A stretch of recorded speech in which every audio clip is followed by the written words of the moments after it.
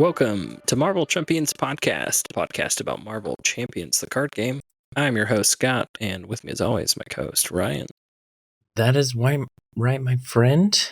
And I almost said like white. That is my white friend. What are we doing, That is white, Ryan? my friend. I had just drinking water, so I'm just going to blame it on that. Okay, I like it. We recently found out that an episode was released by another podcast that so happened to have us on it. Yeah, the guys over at Critical Encounters, we got to chat with them for a little bit down in their secret lair. That's right. And so to honor that, why don't we talk about the things that are in the encounter deck, in particular the obligations of some heroes? Yeah, Ryan, we haven't done one of these for a little while. I was looking back, and it's been a good little way before the Age of Apocalypse box came out. So, ooh, that's right. Yeah. Well, I guess it's time to get back to it, and get back to it on a controversial campaign box. Oh, do you remember where we left off, Ryan? I do. I think we talked about a little lady who so happens to be really powerful and strong, Scarlet Witch. Oh, some chaos magic. Yeah, but we've already talked about her obligation. That's right. So we are off into the galaxy's most wanted. There we go, shooting off into outer space. All right, I figure we'll start with the two heroes out of the box and maybe one more hero. That's right. Your favorite hero. Oh, yeah. So fun. All right, Ryan. Who are we going to start with, Groot or Rocket? Let's try... let's go with Groot, the one I played with in the campaign box. Okay. Yes, I did start Groot. Us off. Yeah. And his is called Wilt. And he's being zapped by, I guess, lightning, and he's wilting. Because he's a tree person thing. I'm sure there's an actual name, and someone knows it, but I don't. Colossus something or other tree. Yeah. But it says, give to the group player. You may flip to alter ego form, choose. That's typical for most. You can either exhaust your alter ego and remove Wilt from the game. Also very common for most obligations. But the other one is, remove 3 growth counters from Groot. If no growth counters were removed, this way, this card gains Surge. Discard this obligation. What'd you think? So I think we need to talk about Groot. You know, he's all about those counters, right? That makes him work. That's true. Counters are there, forced interrupt. If you were supposed to take damage, you take those off first. Then you get damage. So growth counters are kind of big to his whole shtick and what he wants to do. So it could be bad. Yes, and I would say that the rule changes about taking versus dealing versus del, whatever, has altered the way Groot plays a little bit, but it does not affect him necessarily in this circumstance. Yeah. So I know in the past, Groot, I guess I would need to look at the Groot card. Groot likes to go to alter ego. He gets stuff, right? Yeah, 2 growth counters. So yes, being able to go an extra turn down to Groot to get 2 extra growth counters is not necessarily a bad thing, right? Yeah, so this card does in a way help if you can get him into alter ego for free. That's a win. Try to get some growth counters on him, get him better. Not too bad. So I think the other thing is, as the Groot player, Ryan, did you find that you were exhausted a whole bunch? Or were you typically stood up? I felt like I was exhausted all the time. Okay, so this one could catch you off guard, and you could not do the first option. And then you would be forced to do your second option. Yeah. I know, like, a lot of times you generally don't exhaust to defend with him because his growth counters can take it. But he is a very defensive player as well. Got that high defense, and he does pretty well. Right, because how everything stacks is it would go, the villain's attack damage comes in. If you defend, you subtract the defensive value, and then whatever's left over would get hit by the growth counters, and then would be dealt as damage if anything left over. Okay. Yeah. The problem that I've had with Groot is his ability to ready. He has no readying ability except for one card, but you have to already be ready to activate it, I believe. You have to like do a basic attack, get rid of growth counters, exhaust that card, and he gets to ready. Okay. So that's what makes it hard for his obligation is he's not ready often. Or and it's 2 growth counters, so yeah. it's a lot. That's rough. Yep. Okay.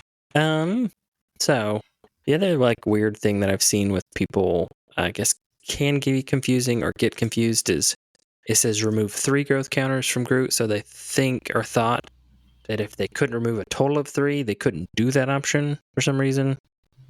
But it's one of those where you do as much as you can. So if you only had 2 growth counters, you would remove all 2 and then discard the application. Yep. And in some cases, I mean, if you have no growth counters, you might as well just not flip and just take the surge and just move right. on. Yeah. So it doesn't have to be bad. Okay. I think in our previous episodes we did like a 1 through 5 rating where 3 was just kind of like middle, 2 was like kind of annoying but not awful, 1 was like it almost benefited, 4 was like kind of rough, and 5 was like devastating. Yep. I would say I want to give it a 3, but I actually may give it a 2 because in some ways it can help. Yeah, I was gonna say a 2. Like most of the time you're gonna have some growth counters, so getting rid of them is gonna stink, but I don't think it'll slow you down that much. And if you're already exhausted, you're already exhausted anyways. And then if you're not exhausted, you just exhaust and get rid of it, right? Yeah. And you flip down and get 2 tokens. There you go. So, yeah, I'm with you. Bad, but not awful. Yeah, it's definitely survivable. It is not going to end your game, though it could mess up some plans if you had something coming up. Could have been counting on having some growth counters to do some big I am Groot or something. Yep. Yeah. For sure. All right. You want to lead us on the next one? Raccoon. Rocket Raccoon. Oh. Crisis on Half-World. It is an obligation. You give it to the Rocket Raccoon player. You may flip to alter ego form, choose, exhaust your alter ego, remove Crisis on Half-World from the game, or discard the highest cost upgrade you control. If no upgrades were discarded this way, this card gains Surge. Discard this obligation. Ouch. Yeah, you look back at Rocket, he has some upgrades he likes to put out. He's got his pistol, which is 1 cost, his rocket launcher, which is 3, his particle cannon, which is 3, and he's got a couple others. Did it say upgrade? Upgrade with the highest cost? I think he has his like skeleton. Yeah. And his boots. Yeah, he's got a cybernetic skeleton. He does have technically a rocket pack. Boots. Yeah. Yeah, there is a basic card, but they're kind of lower cost. Your more expensive ones are your particle cannon and your rocket launcher, which you typically he does have a boost. One of those. Oh, you're right, thruster boots. Yep. He likes to have one of those bigger ones out, and you kind of shuffle the other 2 kind of back into the deck so you can tinker and stuff. So yeah, tinkering. Yeah. I feel like that card is really aiming for the particle cannon and the rocket launcher. Yeah, I would agree. Those are your 2 big heavy hitters. So, you know what? Flim down alter ego is not awful, right? If you're planning on tinkering anyways, flipping down to get an extra kind of start on your turn, having some extra cards, not a bad thing. I'm trying to think back on my game with Rocket. I typically didn't really exhaust much because I think he doesn't defend for much. Yeah, he's a 1 defense, so what's 1? Might as well keep the ready. Yep.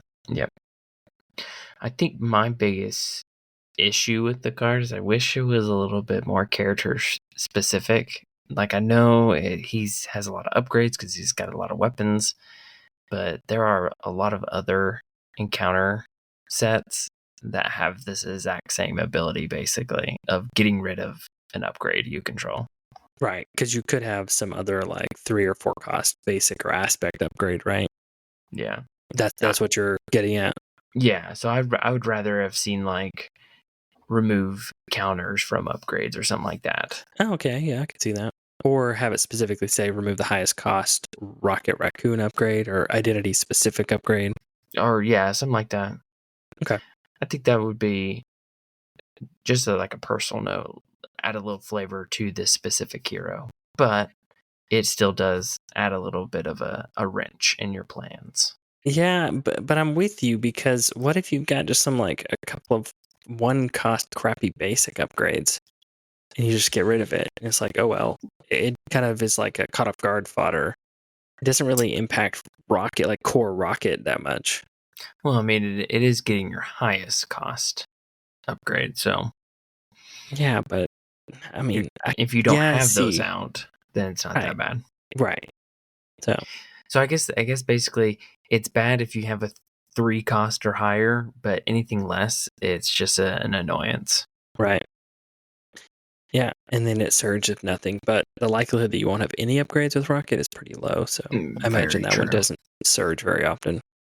Yeah. So with all that said, I think it is probably like a 2. I will agree with you. I mean, if it does land, if you have one of your big guns out, it does hurt. But if not, I mean, it's really not that bad. And like you said, you're most likely going to be unexhausted, so you could probably just get rid of it. Yeah, you'd be ready and just not a bad turn. Yeah. All right, Ryan. I gotta find our next hero here. You wanna? Oh, if you can't find him, he must be flying in the air somewhere, yelling quips. Quips and at a Dairy Queen, probably. All right, At a Dairy Queen. Nice. Okay. All right. Who is it, Ryan? It is Star-Lord?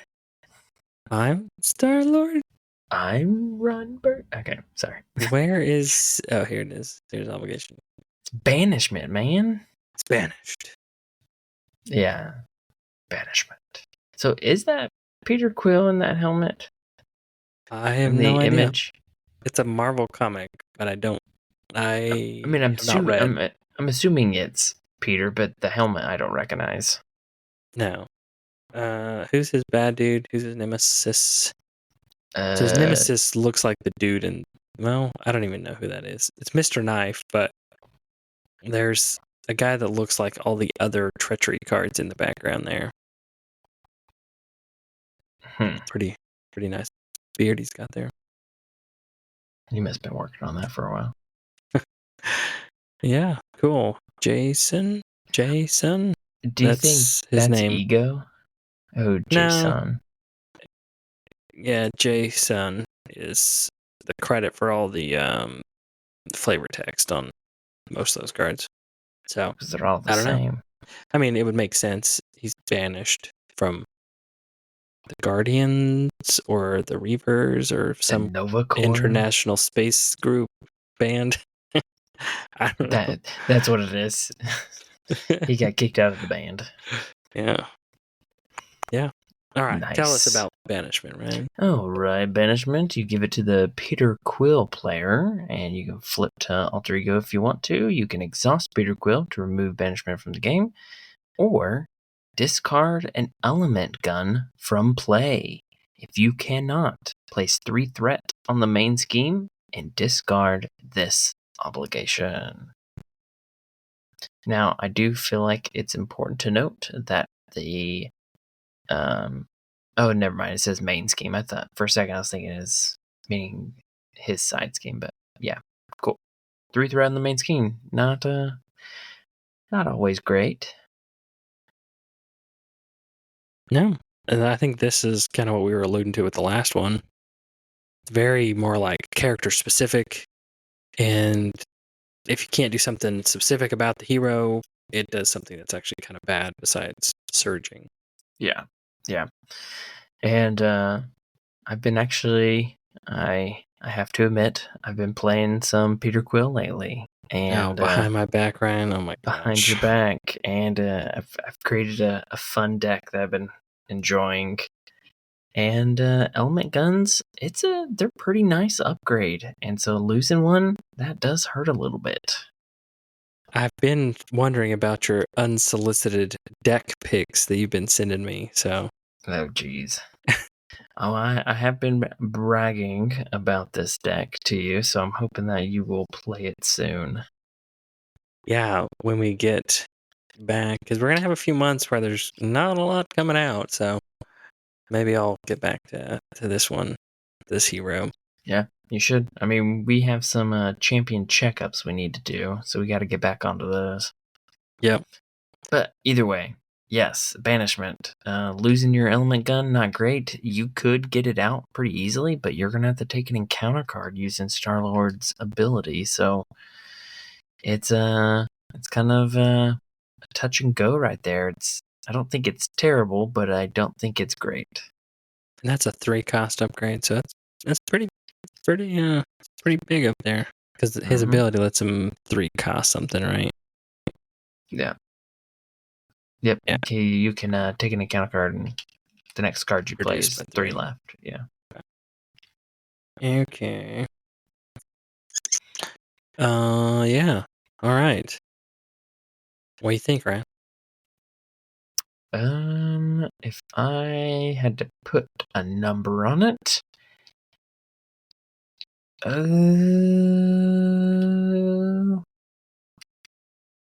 you know what? I'm actually gonna give it a 2. Oh my gosh. And I'll tell you why, friend. Please do. When I just playing the deck that I've been recently, I'm not exhausted very often, so I generally can take care of it. So that's not a problem. Losing the element gun does stink, but he has 2 of them. So if you have both of them out, I would potentially be okay with losing one because I know I can get it out fairly easy. Okay. And then 3 threat in a solo, that's not great. But if you're playing multiplayer, 3 threats, not that bad. That's some good points, Ryan. I think I'm going to go more with a 3 on this one. I think it's kind of middle of the road. I think it slows you down. It's not devastating, but it does kind of slow down some stuff.